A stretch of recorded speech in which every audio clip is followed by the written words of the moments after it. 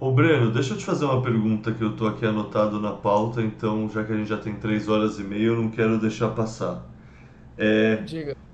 você é brother do Taleb, né? Sei lá se brother é a palavra, mas você fez Brother não é curso, exatamente a palavra. você já fez curso com o Taleb, já tentou ensinar pra ele sobre a Lightning e tudo mais.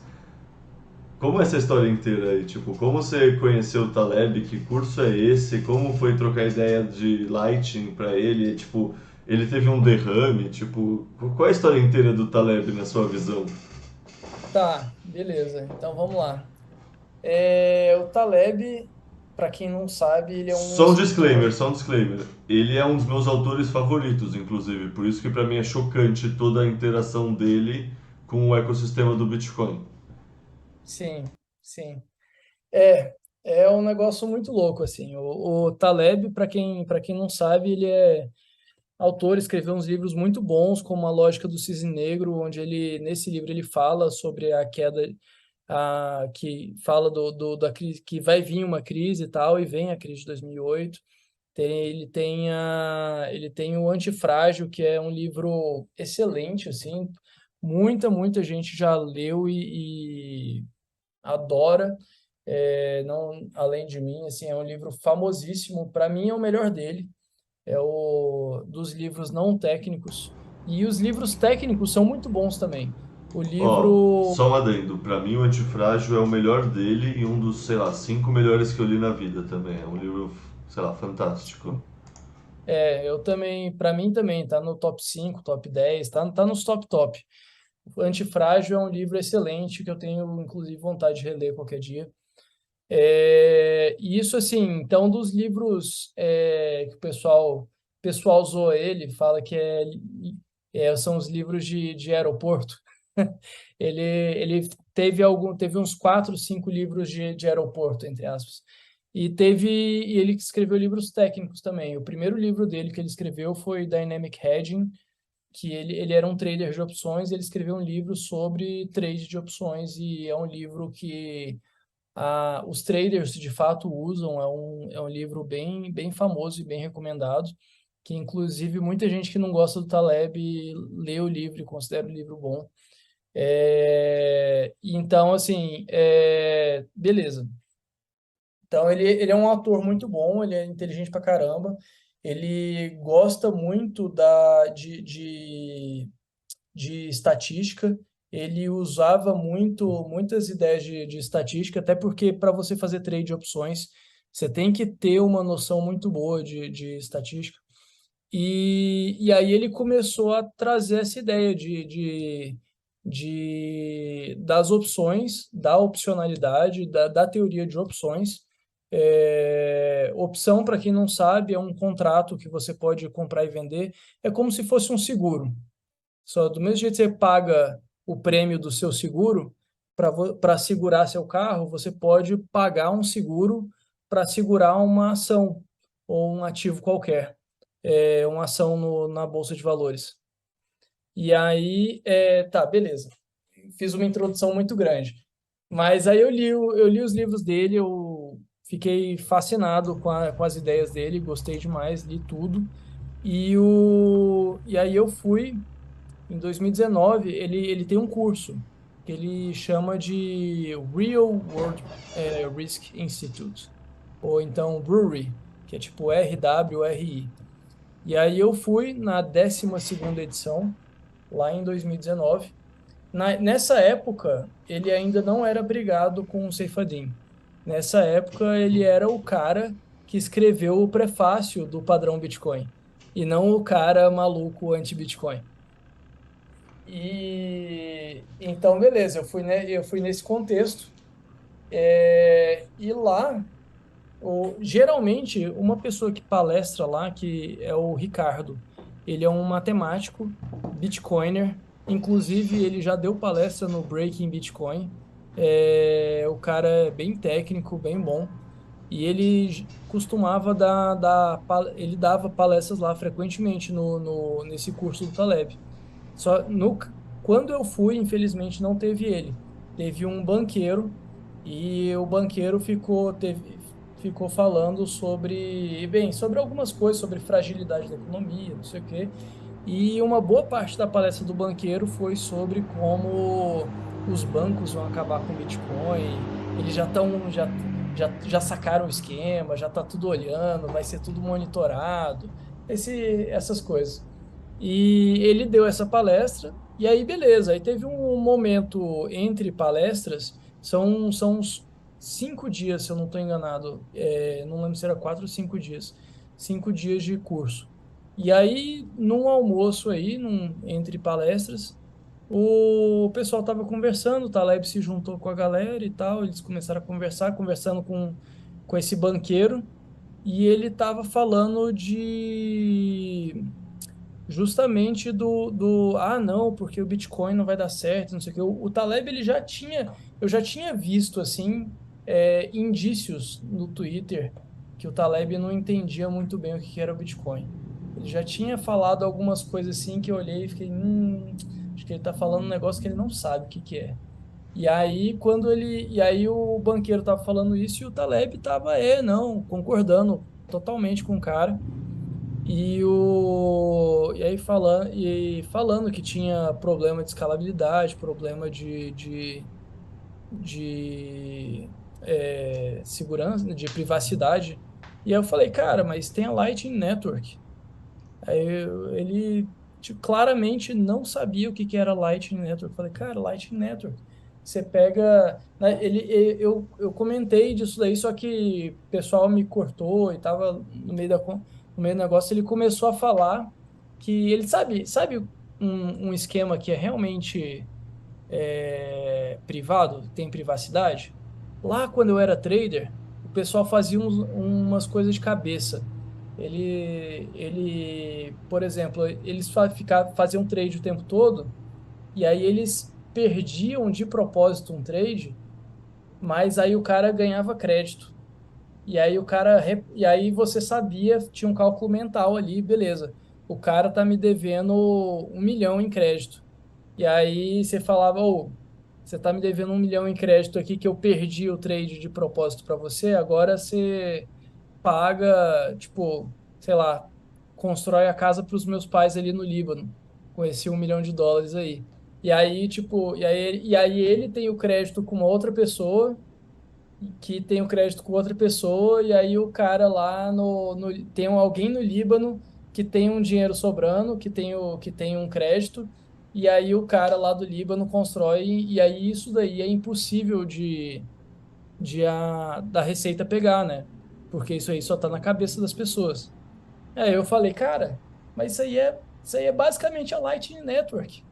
Lightning Network é isso, é um sistema de contas assim, onde você não passa o dinheiro diretamente. Cada um meio que tem um sistema que contabiliza o que está devendo um para o outro, e no final o dinheiro chega no final da mesma forma.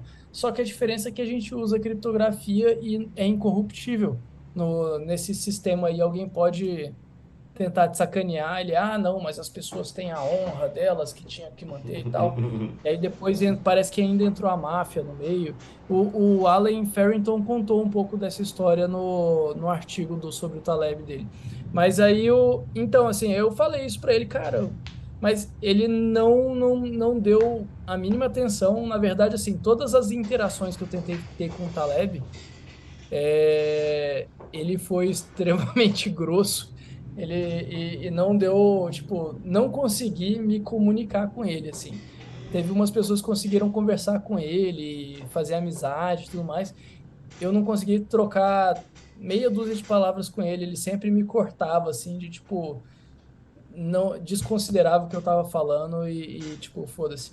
Então, assim, eu do mesmo jeito falei lá da Lightning para ele tacou o foda-se e continuou a conversa com a galera e ignorou completamente. Alguns meses depois surgiu a pandemia. E aí o Taleb tem o princípio da precaucionalidade, né? Precautionary principle. E aí nisso daí da pandemia ele falou, ó, a gente tinha que fazer isso, tinha que fazer aquilo e tal, tem que evitar ter contatos com muita multidão para não espalhar a doença e não sei o que, tinha que interromper A principal coisa que ele falou, ainda em março, fevereiro, março de 2020, ele falou que a gente tem que cortar os aviões, parar de ter viagem de avião para país que tem contaminação e para evitar de entrar a doença. E aí, enfim, ele começou a falar disso, começou a falar das ideias dele de para evitar o contágio da doença. E do outro lado tinha o Seyfadin, completamente sangue no olho, falando pandemia é invenção, isso aí não existe, isso é só uma gripe, foda-se. Liberdade então não pode fazer isso de forma alguma e não sei o quê. E você sabe que esses dois libaneses aí têm quando eles ficam putos, eles ficam bem putos, eles eles partem para ignorância, ele xinga, fala o que quer, e aí eles se xingaram pra caramba publicamente ali no Twitter. Diz o Seyfadin que tentou fazer as pazes e conversar nos directs do Taleb, e o Taleb tacou o foda-se e começou a falar que o Seyfadin é um psicopata maluco, e a galera bitcoinheira começou a defender o Seyfadin, e aí ele estendeu isso para a comunidade inteira e para o Bitcoin. E aí começou a falar que os bitcoinheiros são idiotas, são malucos, são lunáticos, e cada xingamento vinha pior do que o outro, psicopata e tudo mais. E até que chegou o momento que o próprio Bitcoin era horrível e não prestava. Então ele foi tipo contaminando do Seyfadin até chegar no Bitcoin em si. E é engraçado pra mim que vi esse processo acontecendo que, tipo, é isso que você falou, né? O Taleb sempre foi um cara que foi meio grosso, meio arrogante, que sempre partia para uns ataques meio ad hominem, assim. Ele sempre foi um cara. Só que quando não era sobre o Bitcoin eu relevava, eu não entendia direito, não sabia com quem ele estava falando. Pensava, pô, ele escreveu uns livros mó bom, talvez ele esteja certo. Sim, exatamente. Pô, ele tá falando do livro do fulano de tal. Eu nunca li esse livro. Então, assim, cara, eu não concordo com isso. Eu não acho que é legal ficar fazendo uns ataques escrotos desse jeito, do jeito que ele faz. Mas aí, depois que ele fez com o Seyfadin, e aí, tipo, cara, são dois libaneses malucos brigando na internet. Tá, beleza. Mas aí depois piorou, porque aquele cara matemático, bitcoinheiro, ele apontou, Imprecisões no paper do cara. e o cara, o que que ele fez? Ele falou que o cara era um desgraçado, que ele era mentiroso, que ele não tem honra, que não sei o quê, que tipo, cara, uns ad hominem, um atrás do outro. Ele falou, cara, Taleb, eu considerava você como um amigo, assim, eu participei de sei lá quantos. Se você tá falando que eu sou tudo isso, para pensar o quantos e quantos anos você me convidou para dar aula no seu instituto. Então você convidou um cara que é mentiroso, que é não sei o quê, que é mau caráter, e tudo mais, que é uma fraude, que sei lá o quê, para dar aula. Durante sei lá quantos anos de contato direto que a gente teve, você nunca reparou, você reparou agora que eu apontei um problema no seu artigo. E um problema matemático real, que, assim, um aluno de graduação atento de engenharia, de matemática, de física, consegue ver o erro. Não é algo extremamente sofisticado, não. É um erro que é um teorema errado. Ele falou se isso, então aquilo, e esse se isso, então aquilo não é válido. Eu sempre achei que falta um pouco de humildade intelectual nele e que ele. Tipo, eu gosto muito dos livros dele, tá ligado? Mas. Sim, eu ainda Várias. gosto. Tipo, exato, mas várias das histórias e dos exemplos você vê que ele é um cara bem apaixonado por si mesmo, assim, né? Tipo, bem cheio de ego, assim. E isso, sei lá, a gente falou de ponto cego no passado aqui nesse podcast, é isso, tipo, ponto cego todos temos. A questão é se você é humilde ou se você é arrogante quanto a eles. Sim. Tipo, E, E assim, quando ele tava atacando pessoas que distantes, eu tipo, cara, eu não concordo, acho uma escrotice, uma falta de caráter fazer um negócio desse. Ele ficava justificando, falando que era que se você vê fraude, e você não apontar fraude, você é a fraude, e não sei o quê, que tem que apontar a fraude dos outros, e não sei o quê, e tal, e você fica lá, tá, tipo, não concordo, mas beleza. Aí, quando eu vi ele fazendo isso com os próprios amigos, cara, teve uma vez que eu perguntei, eu fiz o curso, eu criei um grupo de WhatsApp com o pessoal que fez o curso comigo. Um dos caras mais gente boa que tem é o Rafael do Adi, que é amigo dele, ele é matemático francês, ele revisou a parte matemática dos livros dele. Eu falei, cara, falei para ele do Adi, é o seguinte, quando ele fez a palestra na conferência lá do Craig Wright, eu mandei no WhatsApp lá pro Rafael do Adi. Falei, cara, avisa pro Taleb aí que esse cara aí é uma fraude. Não, tipo, vai acabar com a reputação dele dar uma palestra numa conferência de um cara desse, que é obviamente fraudulento. E, cara, não só ele respondeu xingando pra caralho, ele xingou pra caralho o próprio mensageiro amigo dele, o do Adi lá, o Rafael do Adi, e tipo, ele falou, pô, Breno, ele me falou um monte de coisa, me xingou pra caralho e tal. Eu falei, não, não, só tô avisando. Ele falou, não sei o quê, se quiser falar, fala comigo pessoalmente e tal. Eu, tipo, tá bom. Tipo, quando o cara ataca os próprios amigos dessa forma, assim, tipo, é foda, assim, eu não gostava dessa parte, mas eu tinha ainda um pouquinho de consideração. Agora, meio que sobra só os livros, assim, vamos aproveitar a parte boa e descartar o resto, porque,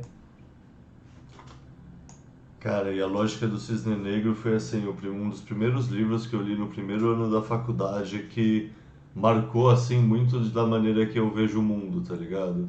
E isso é tipo 2008, que é uma época que não tinha tanto conhecimento disponível na internet que nem hoje em dia, que você acha, sei lá, infinitos conteúdos legais no YouTube, não existia isso. Então, tipo, era raro você ver quem era o Taleb, você achava um conteúdo ou outro muito escasso assim. Então, pra mim foi realmente sempre meio chocante quando eu ia encontrando novas informações sobre ele, vendo que ele no fundo é uma diva, assim, você acha um rockstar e tipo chiliquenta, tá ligado? nossa, É, total.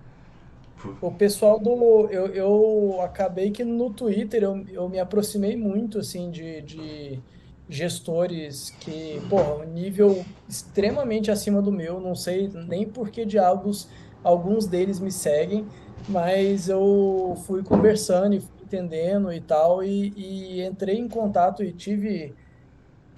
Meio que entrei assim no grupo de mais ou menos assim no Vol Twitch, que é o Twitter que fala de volatilidade, os traders de volatilidade lá nos Estados Unidos.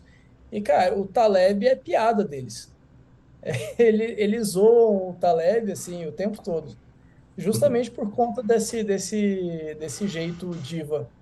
E inclusive até uma história interessante que louco assim, né, o efeito borboleta. Chega o chega a pandemia e faz o Taleb publicar o Black Paper do Bitcoin. E aí a Lynn Alden, sabe aquela pessoa que faz o... Enfim, a Lynn Alden, não, a Lee galera... Alden diva, maravilhosa, escreve vários artigos fantásticos, analista macro, assim, a Lee Alden é foda. Exatamente. Galera do Bitcoin dispensa comentários, todo mundo conhece já. Ela fez um podcast de 30 minutos assim falando os problemas do artigo. Um dos problemas é que ele nem sabia da Lightning Network e tudo mais. E ela, tipo, super, super respeitosa, ela falando, cara, já li os livros dele, gosto muito dos livros dele e tal, mas nisso daí ele tá errado por conta disso, por conta daquilo, não sei o quê.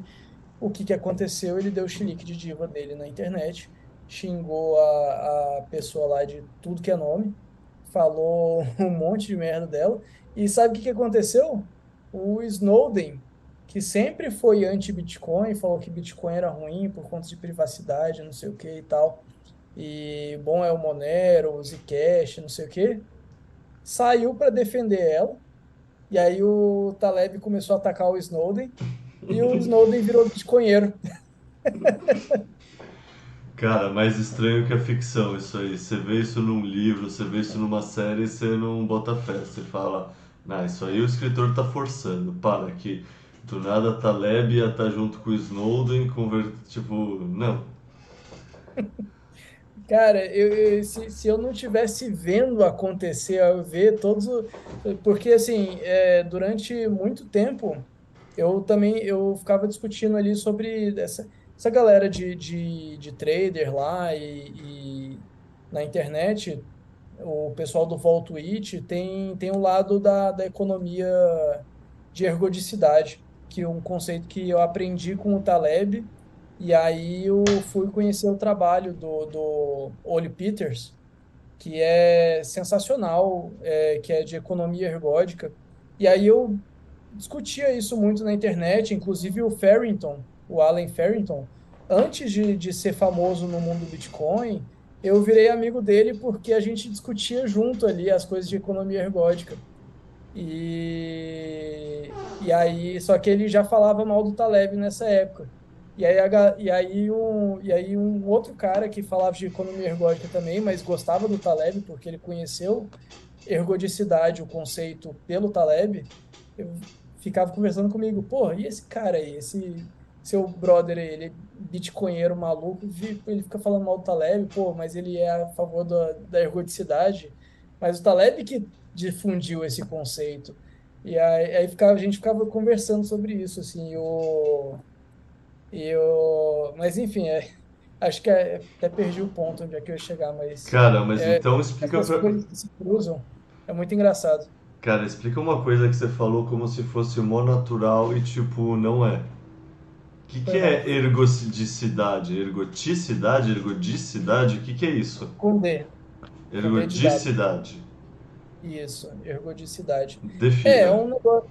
Isso aí, assim, eu vou tentar explicar, mas é um negócio que demora tempo para digerir. Então, não se sinta. Eu demorei meses, assim, para conseguir entender. Mas tem uma piada que ajuda muito a entender. Tem, o, tem um cara vai viajar de avião, chama para a aeromoça e pergunta: com que frequência os aviões caem? Aí ela falou: uma vez só. Qual- É, É, é a história do Peru também, vocês entenderam, né? Perfeito. a história do Peru tem um pouco a ver com isso, mas é mais o conceito de que você pode pegar médias diferentes. Você pode olhar aviões como um todo, com que frequência aviões caem. Se você parar e olhar todos os aviões, você vê ali que menos de 1% dos aviões caem. Agora, se você faz o contrário e olha um avião só, no tempo, então, você está olhando em amostras, né? Você está olhando vários e vários e vários aviões iguais, mais vários aviões diferentes, vários aviões, e no outro você está olhando um avião no tempo. Um avião no tempo, se ele cai, acabou, ele só cai uma vez. Depois ele não volta a voar. E se você olha vários aviões, se você olha um conjunto de aviões, eles têm uma taxa de mau funcionamento, de quebra, de queda. E ergodicidade é quando as duas coisas, essas duas médias são iguais. Então, o avião, nesse exemplo que a gente está falando, é não ergódico. Ou seja, se o avião, um avião só ele cai, ele morreu. Não vai mais, ele não cai um percentual de vezes, ele cai ou não cai. Agora, vários aviões, eles têm um percentual de chance de cair ou não. Agora, uma coisa que é ergódica é quando no tempo e nas vezes repetidas você consegue, você tira a média nas duas dimensões e você consegue o mesmo resultado. Que é, por exemplo, cara ou coroa. Se você pega uma moeda e tira cara ou coroa infinitamente, a média vai ser 50% cara e 50% coroa. E se você pega 1 milhão de pessoas e cada uma joga cara ou coroa uma vez, a média ainda vai ser 50% cara e 50% coroa. Então isso é ergódico. E, É esse o conceito. e onde, sei lá, para você ter começado a estudar isso, você falou que você estava no Voltwitch. Como a ergodicidade é aplicada pela galera que treina vol, assim, ou seja, qual é a aplicabilidade disso? Porque o Taleb fala disso, como se usa essa coisa e ergodicidade no mundo real, assim. Tá, vamos pensar o seguinte. Conhece o jogo de roleta russa? Você tem, você tem um revólver, com 6 espaços, você coloca uma bala e você aperta na própria cabeça. E aí você tem uma chance em 6 de morrer e 5 chances em 6 de sobreviver. Então vamos fazer um jogo de roleta russa, onde se você não morrer, você ganha R$ 1 milhão. Você jogaria esse jogo de roleta russa? Eu não gosto de pensar em nenhum jogo de roleta russa. Então, é uma pergunta meio complicada, mas assim, se você joga esse jogo, beleza. O que que a gente vai acontecer? Você coloca, vamos dizer que vamos dizer que você não morre, você perde todo o seu dinheiro, todo o seu patrimônio, fica zerado. Então, ou você ganha 1 milhão a mais, ou você zera tudo. E aí você, beleza, joga roleta russa. Então, e você, sei lá, hoje eu imagino que você aí tá mostrando se eu tô vendo a sua cara, então você não tem R$ 1 milhão. Senão você estaria OPSEC que nem o Lawrence. Eu tava nas Maldivas se eu tivesse 1 milhão, imagina. Quem me Pois dera. é. O Lawrence, que é o rico aqui, ele tá no OPSEC. Então, então assim, se você ganha, você tem 5 chances de ganhar em 6 e você multiplicaria seu capital por muitas e muitas e muitas e muitas vezes. E se você perder, você perde só o que você tem.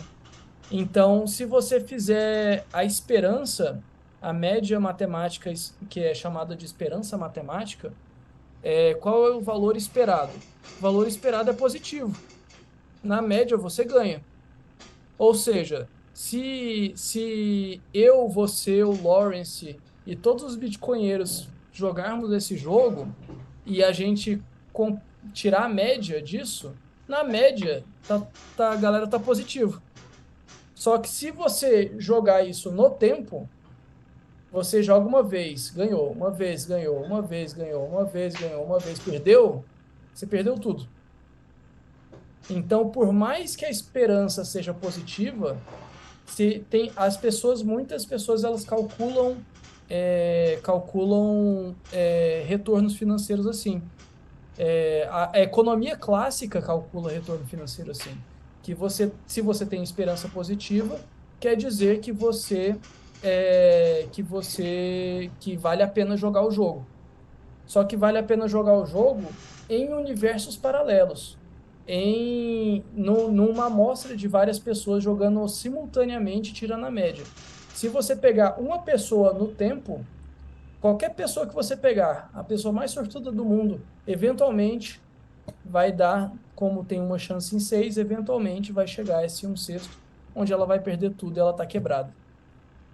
Então, se a gente pensa isso na economia, se a gente pensa que a economia está toda estruturada em cima de valor esperado, essa mudança, você pensar em ergodicidade, muda toda a estrutura do pensamento econômico atual. E quem, tipo, cabuloso, é um puta conceito. No fundo, é o que o Taleb chama de evitar o risco da ruína, né?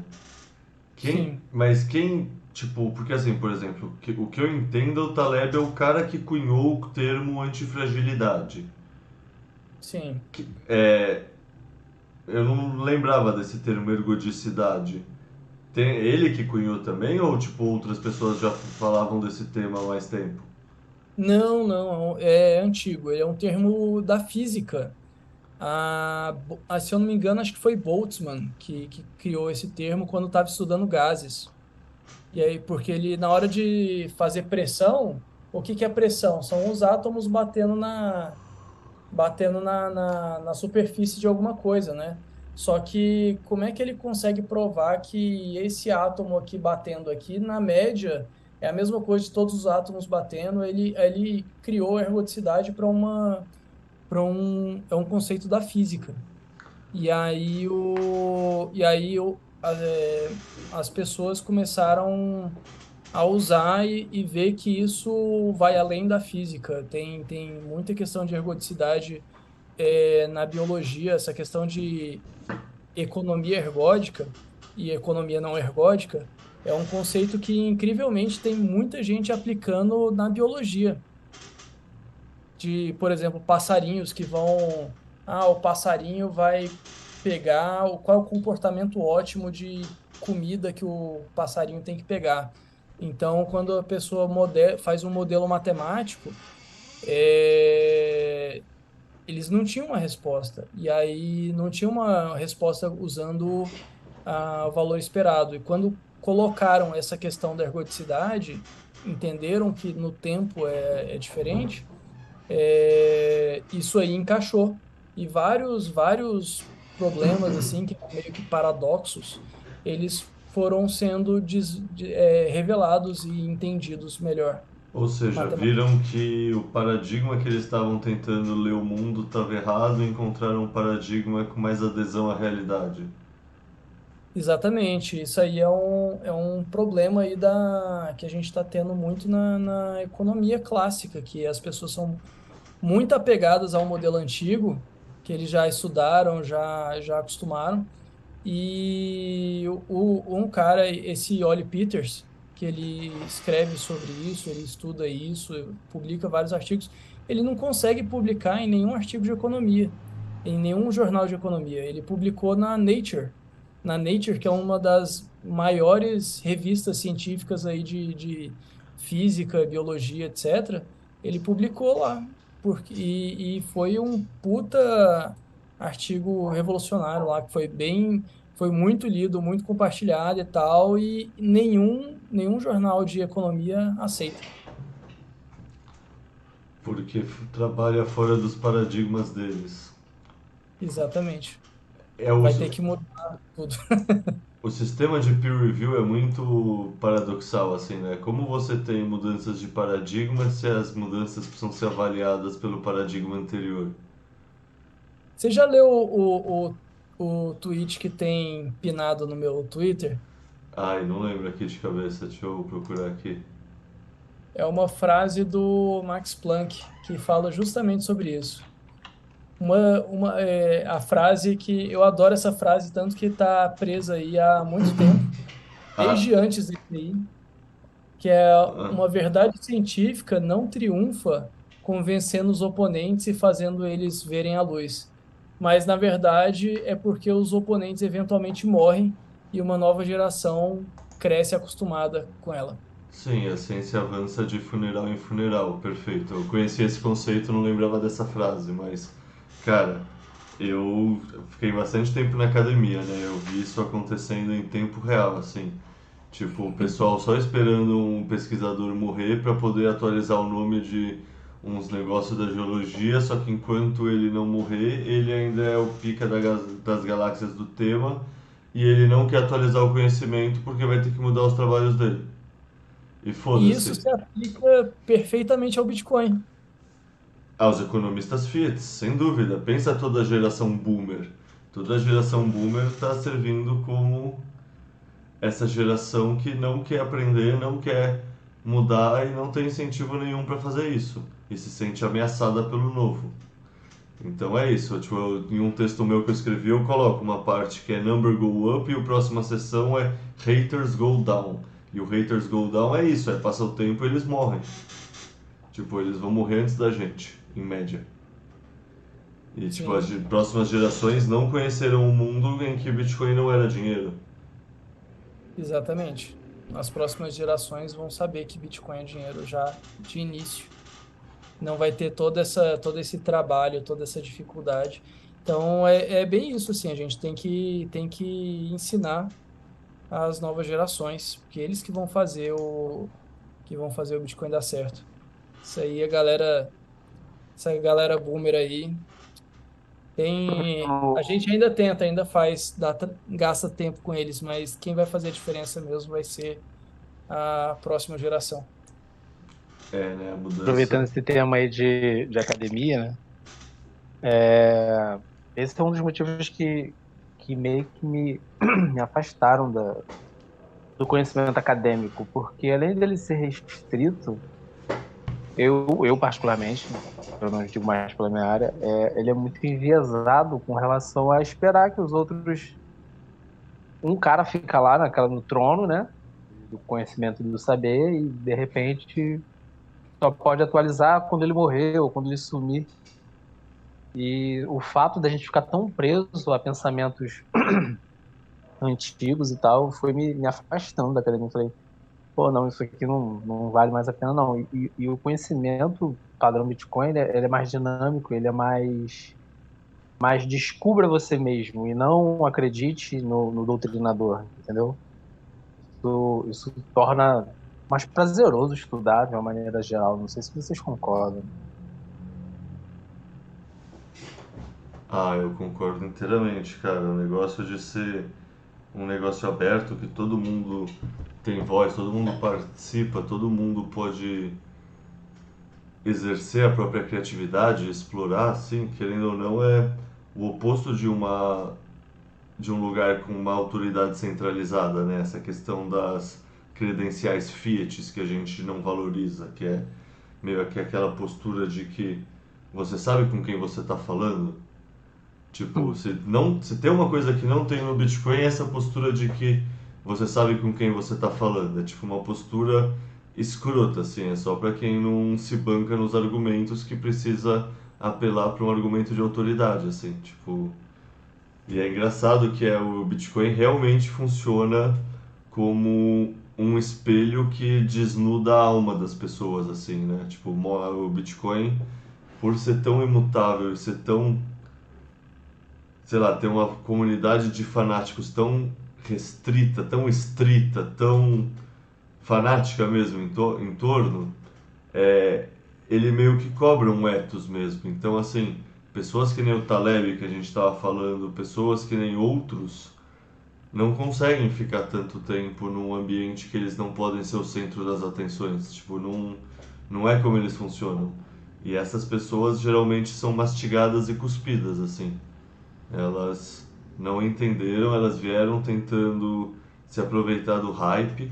Tem aquele indiano que é VC também, tem vários desses caras que claramente Shamal, Palapachai, sei lá o nome do cara, Ah, sim, sei. Shamat, sei lá. Mas Camacho. isso, mas tipo, cara, tem várias dessas pessoas que você vê que a pessoa tá muito mais pelo ego do que pelo que tá acontecendo mesmo. Tipo, ela ainda pensa, puta, eu vou fazer um investimento em Bitcoin porque depois isso vai aumentar o meu poder de compra e eu, quem sabe eu não possa vender para ter mais Fiat, tá ligado? É, é então uma mentalidade Fiat, assim. Sim, total. Acho que O Michael Saylor, Fala diga, aí, Léo. Breno. O Michael Saylor fala numa das entrevistas com relação a aquele investidor Warren Buffett. Alguém fala para ele assim, mas o Warren Buffett disse que o Bitcoin é ruim. Aí o Michael Saylor. E ele passou quantas horas estudando Bitcoin, sabe? E eu comecei a ser mais assim. Quando alguém chega com um argumento raso ou aleatório, sem fundamento, Vem cá, você está estudando Bitcoin há quanto tempo? A pessoa, não, eu sei porque todo mundo fala, não, então não vou perder tempo falando contigo, né? Quando vocês falaram do Taleb, me remeteu a uma coisa que a gente já falou também, do ethos, né? Como o Bitcoin é um esmagador de egos, muito provavelmente, no momento em que o Taleb começou a sentir que o ego dele estava começando a ser derrotado, ele parou de ler.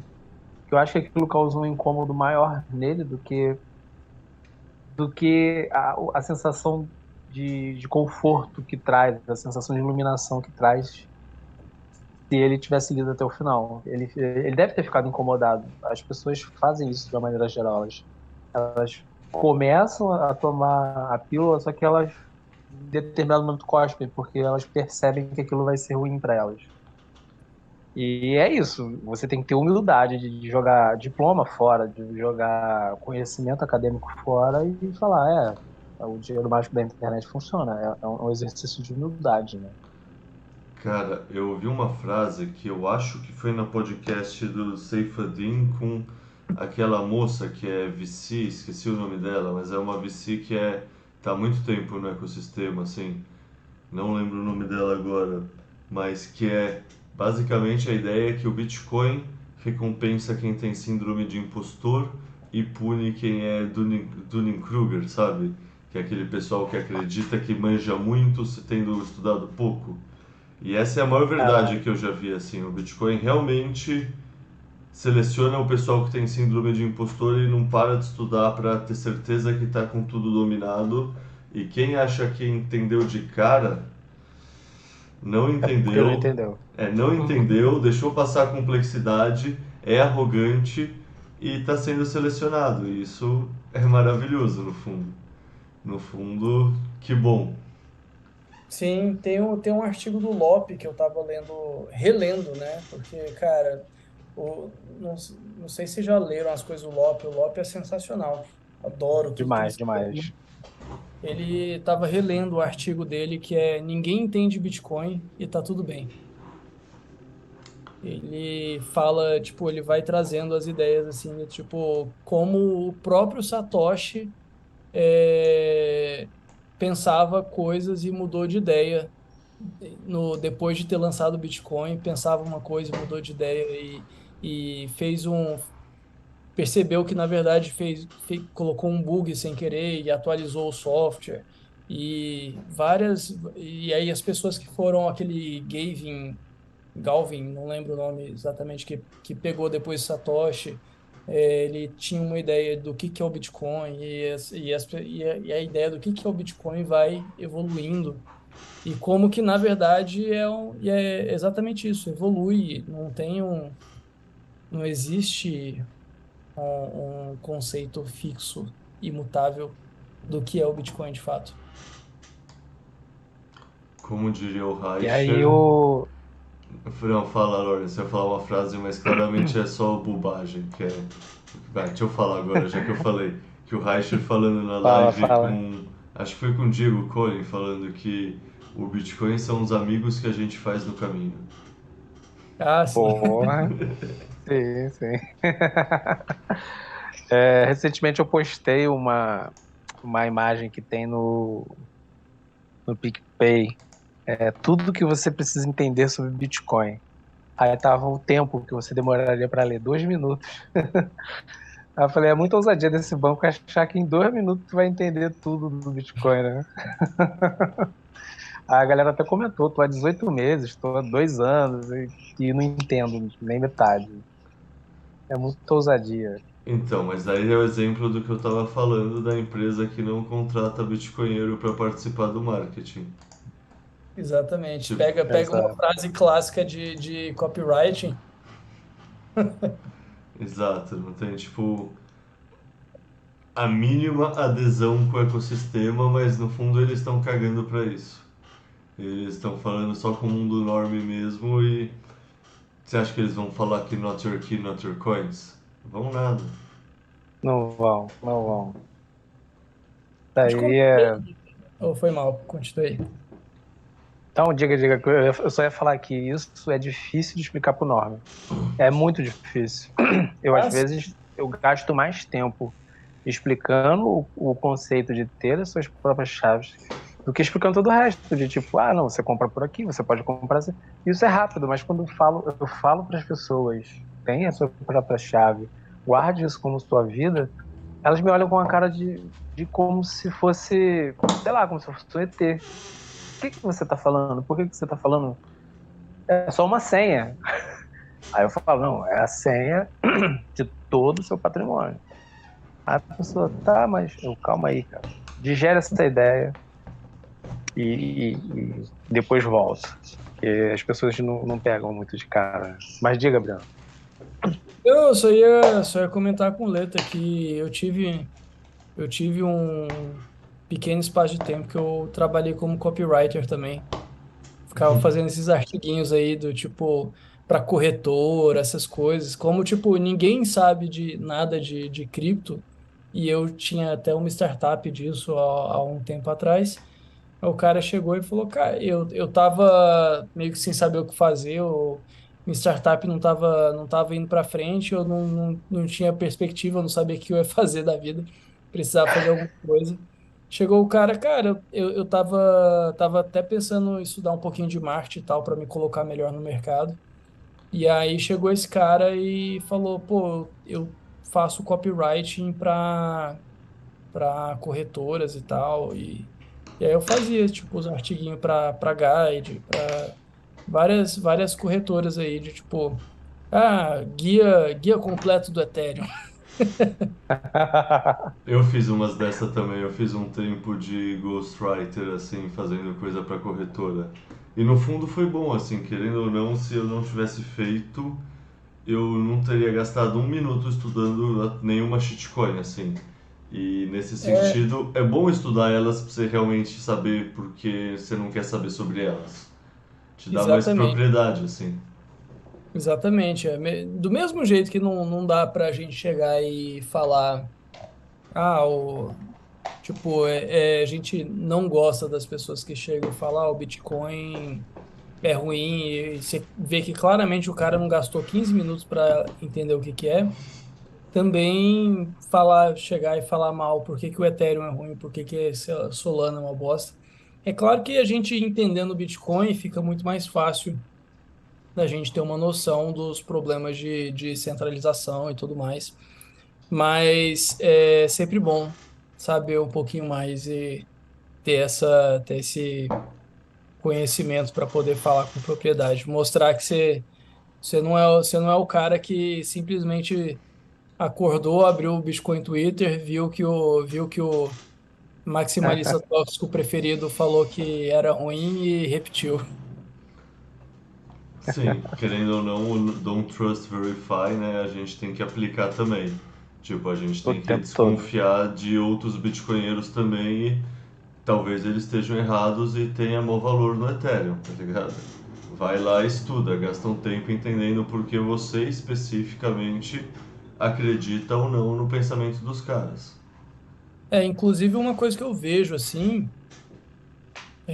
eu não, assim, eu não sou muito, eu entendo a galera, o maximalismo tóxico assim, mas eu não sou muito fã da toxicidade. Porque muitas vezes afasta umas coisas e causa tipo uma propagação de entendimentos errados, por exemplo. Proof of Stake é uma merda, mas o motivo de Proof of Stake ser uma merda, muita a bolha maximalista ali muitas vezes fala os motivos errados de por que ser uma merda, assim, dos problemas. Existem muitos problemas, tem um monte de coisa, só que muitas vezes, simplesmente por repetir, isso é fraude, não sei o que e tal, que dá até para considerar assim que dependendo do caso, mas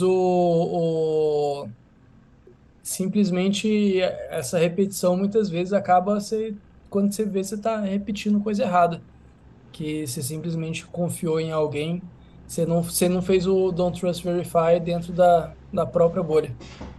E todos nós somos culpados disso, provavelmente. Uma vez ou outra eu me vejo nisso, eu penso, caralho, eu acredito em algo, daí eu vejo o comentário abaixo, penso, tá, mas eu não sei responder essa resposta. Então eu deveria não opinar e deveria estudar antes de comentar. E é um negócio É, que é um exercício de humildade para todos, assim, né? Tipo, sim, com certeza. acho que todo mundo tem uma tendência a ter sido arrogante e quando entra no Bitcoin percebe que o buraco é mais embaixo, que está lidando com várias pessoas inteligentes e que você precisa estudar mais, não dá para falar as coisas só de gogó, assim, só no achômetro. E é um negócio que é bom, assim, é um negócio que, sei lá, é importante também, tipo, nós mesmos não sermos arrogantes. Tipo, é o Não, é famoso super stay importante. humble, né? Stay humble do que o Método Eu fala é isso. Para se manter Exatamente. humilde, acumular satoshi, mas se manter humilde também, não ficar arrogante. Exatamente. Esse aí eu acho que é os dois lemas que eu gosto mais da comunidade, é justamente esse Stay Humble, Stack Sites e o Don't Trust Verify. É, Não confie e verifique. Isso aí, muitas vezes as pessoas, no meio da toxicidade, no meio daquele negócio do tipo, estamos aqui entre amigos com um inimigo em comum, acaba muitas vezes tirando a umidade. E isso aí eu acho meio, enfim, acho que é legal as pessoas prestarem um pouco mais de atenção.